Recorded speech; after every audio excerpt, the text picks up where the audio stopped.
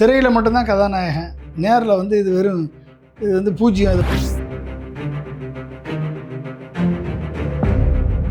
June 12ஆம் தண்ணி வர வேண்டிய தண்ணி இன்ன வரைக்கும் வரல. ஜூலை மாதம் வர வேண்டிய தண்ணி இன்ன வரைக்கும் வரல.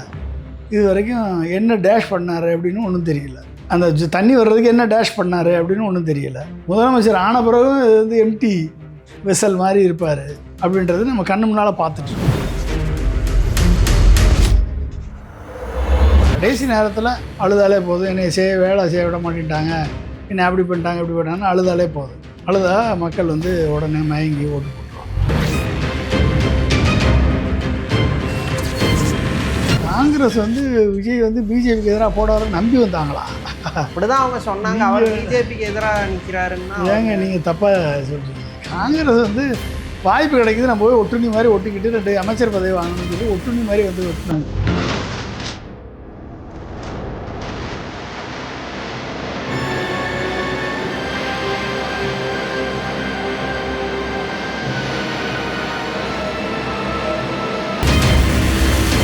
நேற்று ஜனநாயகன் படம் ரிலீஸ், ஒட்டுமொத்த அமைச்சர்களும் அவங்கவுங்க ஊரில் போய் தேட்டரில் உட்காந்து கண்ணீர் விட்டு கதறி படத்தை பார்க்குறாங்க. ஒரு அமைச்சரோட செயல்பாடாக இது முக்கியமாக இருக்குது. நேற்று எல்லாருமே கிட்டத்தட்ட அதான் பண்ணியிருக்கிறாங்க. இந்த விஷயத்தை எப்படி பார்க்குறீங்க? ஏன் இந்த படம் அவ்வளவு கொடுமையாக இருக்கு? இல்லை, விஜயோட கடைசி படம், விஜய் இனிமேல் ஸ்க்ரீனில் பார்க்க முடியாதுன்ட்டு அவங்க உணர்வு. அதோட அவ்வளோதான் விஜய் சீன்லேயே பார்க்க முடியாது. அப்போ என்னங்க இது அந்தளவுக்கு கொடுமையாக எடுத்திருக்காப்புல படம் ஜனநாயக படம். நான் கூட ஏதோ நல்லா ஜாலியாக இருக்கும்னு நினச்சேன். இப்படி அழுதுட்டு வந்திருக்காங்க எல்லா பேரும். அப்போ அந்தளவுக்கு கொடுமையாக எடுத்திருக்கானா படத்தை? அப்போ அது உண்மைதானா அது? அப்போ வந்து திரையில் மட்டும்தான் கதாநாயகன், நேரில் வந்து இது வெறும் இது வந்து பூஜ்யம், இது வாத்து அப்படின்ற மாதிரி சொல்லிடலாமா? அப்படி சொன்னால் ஏற்றுக்குவாங்களா அவங்க? சொல்லுங்கள்.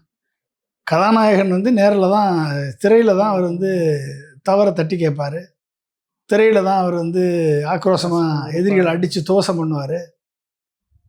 திரையில் தான் வீரவசனம் பேசுவார். ஆனால் நேரில் எந்த விதமான செயல்பாடும் இருக்காது. முதலமைச்சர் ஆன பிறகு வந்து எம்டி வெசல் மாதிரி இருப்பார் அப்படின்றது நம்ம கண்ணு முன்னால் பார்த்துட்ருக்கோம். ஓகே, ஜூன் 12ஆம் தண்ணி வர வேண்டிய தண்ணி இன்ன வரைக்கும் வரல. ஜூலை மாதம் வர வேண்டிய தண்ணி இன்ன வரைக்கும் வரல. இது வரைக்கும் என்ன டேஷ் பண்ணார் அப்படின்னு ஒன்றும் தெரியல.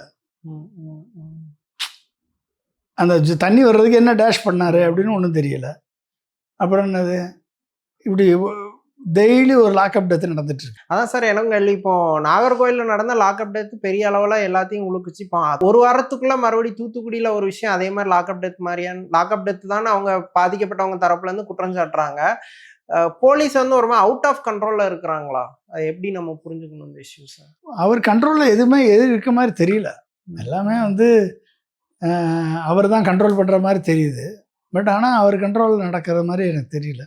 ஏதோ நடந்துகிட்ருக்கு, யாரோ டைரக்ஷன் கொடுக்குறாங்க, யார் டைரக்ஷனோ கேட்டு காவல்துறை வழக்கு பதிவு செய்யுது, யார் டைரக்ஷன்லேயோ வண்டி ஓடிட்டுருக்கு, ஏதோ நடந்துகிட்ருக்கு, தெரியல. ஆக்சுவலி பொதுமக்கள் வந்து விஜய் ஆட்சிக்கு வரணுன்ட்டு அவளை ஒரு ரட்சகன் மாதிரி பார்த்தாங்க, கண்மூடித்தனமாக போய் ஓட்டு போட்டாங்க, ஒரு பெரிய மயக்கத்தில் இருந்தாங்க. இன்னுமே விஜய் மேலே அந்த மயக்கம் இருக்கா, இல்லை விஜய் அங்கங்கே எக்ஸ்போஸ் ஆகுறாரா? நம்ம இதை எப்படி புரிஞ்சுக்கணும்? தெரியலங்க, இந்த மக்களை நம்ப முடியாது. நான் சினிமாவை பார்த்த உடனே மயங்கி விழுகிற மாதிரி சட்ட ஒழுங்கு பிரச்சனையா நம்மளுக்கு வந்தால் தானே சட்ட ஒழுங்கு பிரச்சனை. எவனா போதை மருந்து கடத்துறான், நம்ம பிள்ளை கடத்துனா தானே நம்ம பிரச்சனை அப்படின்னு நினைக்கக்கூடியவங்க தான் இங்கே அதிகமாக இருக்காங்க. தனக்கு வந்தால் தான் பிரச்சனைன்னு நினைக்கிறவங்க. அப்போ சொசைட்டியை பற்றி கன்சர்ன் குறைய இண்டிவிஜுவல் ப்ரிஃபரன்ஸ் அதிகமாக நீங்கள் வந்து எதுன்னு முடிவு பண்ண முடியாது. கடைசி நேரத்தில் நான் தான் எல்லாத்தையும் சரி பண்ணிட்டேன் அப்படின்னு இவர் என்ன போய் சொன்னாலும் மக்கள் ஏற்றுக்கிட்டாலும் ஏற்றுக்குவாங்க. போய் ஸ்டேஜில் போய் மோடி மாதிரி அழுதாலே போதும், என்னை வேலை செய்ய விட மாட்டேன்ட்டாங்க, என்னை அப்படி பண்ணிட்டாங்க இப்படி பண்ணிட்டாங்கன்னு அழுதாலே போதும். ஒன்று வீரசமாக கத்துறது, ஆக்ரோஷமாக கத்துறது, இன்னொன்று போய் அழுகணும், அவ்வளோதான். அழுதா மக்கள் வந்து உடனே மயங்கி ஓட்டு போட்டுருவாங்க. அதை நம்பிட்டு இருக்காப்புல. இந்த இளைஞர்கள்லாம் ஓட்டு போட்டாங்கல்ல, இன்றைக்கி நீட்டுன்ற பிரச்சனை வரும்போது தானே இளைஞர்களை அடித்து துன்புறுத்துறது, காலேஜில் போய் அரெஸ்ட் பண்ணுறது, ரூம் விட்டு வெளியே வந்து அரெஸ்ட் பண்ணுறது, அவர்களை அடித்து துன்புறுத்தி அவங்க மேலே நேம் பேஜே இல்லாத போலீஸை யூஸ் பண்ணி அவங்க அடிக்கிறாங்க. அப்போ எப்படி பிஜேபி அரசு அவங்களை ஹேண்டில் பண்ணுறதோ அதை விட மோசமாக ஹேண்டில் பண்ணுறாங்க. அப்போ அதெல்லாம் வந்து மறந்துடுவாங்க மாணவர்கள் இளைஞர்கள் மறந்துட்டு விஜய்க்கே ஓட்டு போட்டு ஜெயிக்க வைப்பாங்க, திரும்பவும் அவரை முதலமைச்சர் ஆக்குவாங்க. இப்போ ஆக்சுவலி காங்கிரஸ் வந்து விஜயை ஒரு பெரிய ஆளா நம்பி, இல்லை விஜய் வந்து பாஜகவுக்கு எதிராக போராடுவாருன்னு நம்பி கூட்டணிக்கு வந்தாங்க. ஆனால் ராகுல் காந்தி அவ்வளோ கடுமையாக கைது பண்ணதுக்கு கூட விஜய் சைட்லேருந்து எந்த ஒரு ரியாக்ஷனுமே இல்லை. இது காங்கிரஸ் எத்தகைய சூழல்ல இருக்குன்னு பாக்குறீங்க? காங்கிரஸ் வந்து விஜய் வந்து பிஜேபிக்கு எதிராக போடுவாருன்னு நம்பி வந்தாங்களா? அப்படிதான் அவங்க சொன்னாங்க. அவர் பிஜேபிக்கு எதிராக நிக்கிறாருன்னா ஏங்க நீங்க தப்பா சொல்றீங்க. காங்கிரஸ் வந்து வாய்ப்பு கிடைக்குது, நம்ம போய் ஒட்டுண்ணி மாதிரி ஒட்டிக்கிட்டு 2 அமைச்சர் பதவி வாங்கணும்னு சொல்லி ஒட்டுண்ணி மாதிரி வந்து ஒட்டுனாங்க. அவங்கெல்லாம் பிஜேபி எதிர்க்கு, பிஜேபி அவங்களே எதிர்க்க மாட்டாங்களா, அப்புறம் எப்படி தாவேக்க எதிர்க்கணும்னு நம்பி வராங்க. பிஜேபி இது வரைக்கும் எதிர்த்து போராடி காங்கிரஸ் போராடி பார்த்துருக்கீங்களா நீங்க? தமிழ்நாட்டில் பெருசா பண்ணது. ஆனா ராகுல் காந்தி பிஜேபி அக்ரெசிவா எதிர்க்கிறாருல. அவர் பார்லிமெண்ட்ல மட்டும் டான்ஸ் ஆடுவாருங்க. வேற எங்க வெளியே வந்து டான்ஸ் ஆடினது பார்த்துருக்கீங்களா நீங்க? வெளியே வந்து போராட்டம் பண்ணி பார்த்துருக்கீங்களா ராகுல் காந்தி? ராகுல் காந்தி நேற்று தரன்னு பிடிச்சி இழுத்துட்டு போனாங்க, ரத்தம் வந்துச்சு, இந்தியாவே எந்திரிச்சு கொளுத்துச்சு எழுந்திருச்சான்னு இல்லை, எந்த ரியாக்ஷனுமே இல்லை, எந்த ரியாக்ஷனும் இல்லை. அவ்வளோதான் காங்கிரஸ் முடிஞ்சு போச்சு. காங்கிரஸே வந்து ஃபீல்ட்ல போய் இறங்கி ஒரு பெரிய போராட்டம் பண்ணதுக்கு தயார் இல்லாத ஒரு பண்ணையார் கட்சி அப்படின்னு. காங்கிரஸுக்கு என்ன தகுதி இருக்கு? காங்கிரஸ் வந்து முடிஞ்சு போன கட்சின்றத மோடி எப்பயோ முடிவு பண்ணிட்டார். ஓகே, காங்கிரஸ் இஸ் ஆல்ரெடி முக்து பாரத். ஓகே, ஆல்ரெடியே காங்கிரஸ் முக்து பாரத்ல தான் இருக்குன்றத முடிவில் அவர் இருக்காரு. ஒன்லி திமுக, மம்தா, கம்யூனிஸ்ட் போன்ற கட்சிகளை தான் எதிர்த்துக்கிட்டு இருந்த கட்சி, அவங்களையும் முடிச்சு விட்டாரு போன இவிஎம்மை வச்சு. இப்போ வந்து அவருக்கு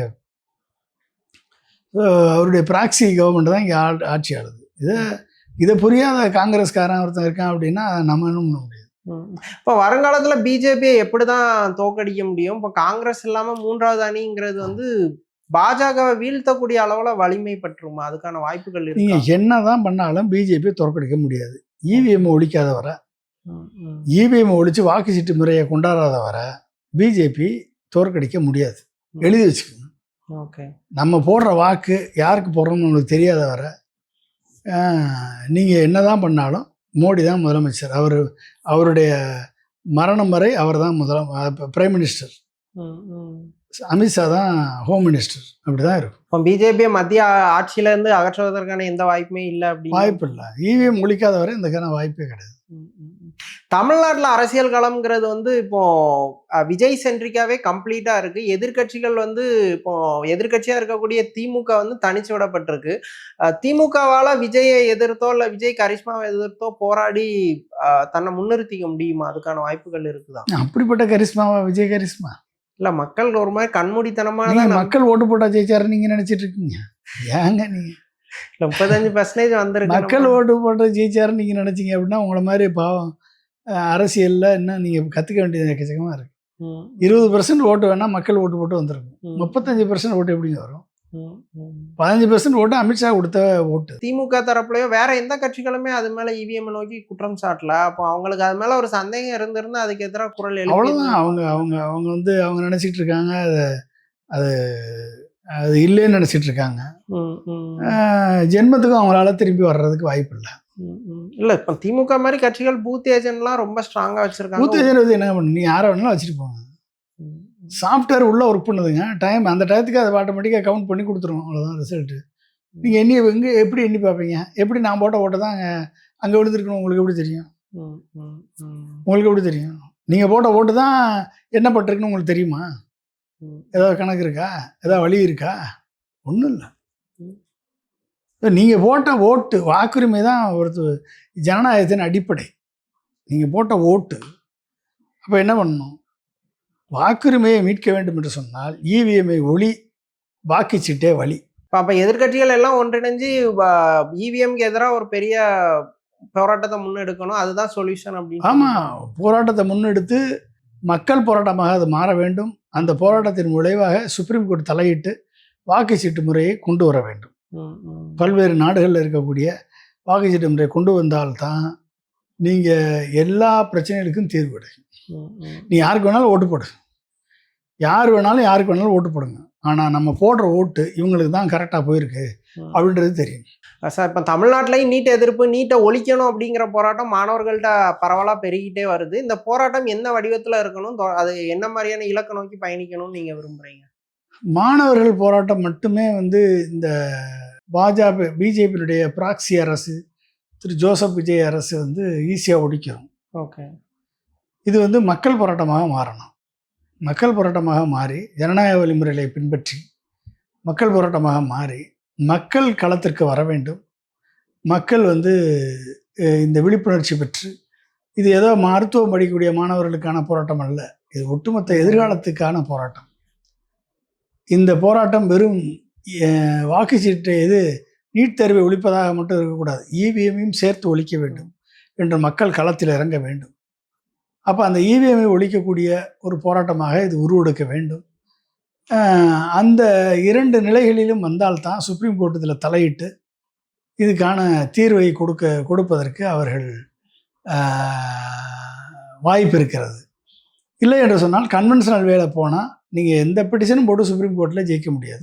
நீதிமன்றங்கள் வந்து அரசோட தவறுகளுக்கு கடிவாளம் போட வேண்டிய நீதிமன்றங்கள் வந்து தங்க பொறுப்புலேருந்து விலகிக்கிறாங்களா? அவங்க அரசு கேள்வி கேட்க மறுக்கிறாங்களா அவங்க? ஆமாம், அடுத்து கவர்னர் ஆகணும், அடுத்து எம்எல்ஏ எம்பி ஆகணும், மினிஸ்டர் ஆகணும் அப்படின்ற எண்ணங்கள் நீதிபதிகளுக்கு இருக்கும் பொழுது, அப்படிப்பட்ட நீதிபதிகள்லாம் இருக்கும் பொழுது நம்ம கண்ணு முன்னால் பார்த்துருக்கோம்.